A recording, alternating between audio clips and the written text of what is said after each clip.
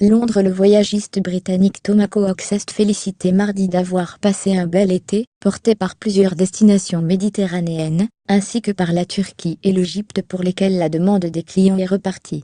Le groupe a confirmé les chiffres préliminaires annoncés fin juillet pour sa saison estivale, à savoir une hausse de 11% du nombre de réservations d'une année sur l'autre, et une hausse moyenne des prix de 1%.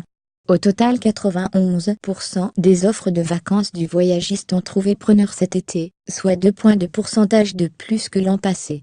Les ventes ont été tirées par une forte demande des clients pour des vacances et vols vers des destinations variées dont la Grèce, la Bulgarie et Chypre, ainsi que pour des destinations plus lointaines comme les États-Unis, a expliqué le groupe, dont le cœur de la clientèle se trouve au Royaume-Uni, en Allemagne et en Scandinavie. En outre, la demande pour la Turquie et l'Égypte a continué d'augmenter, a expliqué le groupe dans un communiqué, alors que la popularité de ces destinations avait souffert ces dernières années sur fond d'inquiétude pour la sécurité.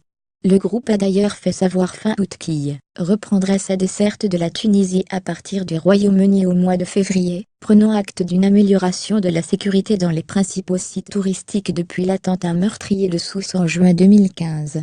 Thomas Cook a souligné que les réservations pour cet hiver, avec 37% de l'offre déjà vendue, se situaient au même niveau que l'an passé à la même époque, mais qu'elles profitaient néanmoins d'une hausse de la demande pour la Turquie et l'Afrique du Nord.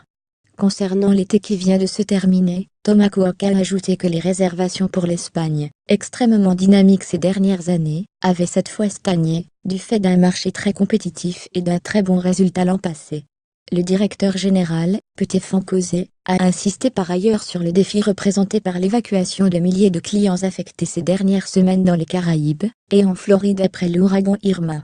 Il a assuré toutefois que son groupe avait réussi à faire partir ses clients rapidement et à offrir aussi des destinations alternatives.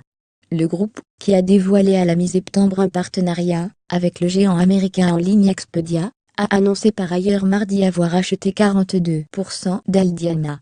Ce tour opérateur allemand gère notamment 8 hôtels, dans les pays méditerranéens et en Autriche, qui viendront compléter l'offre d'hôtels sous label Thomas Cook. Ailleurs, sur le web, contenu proposé par Taboola.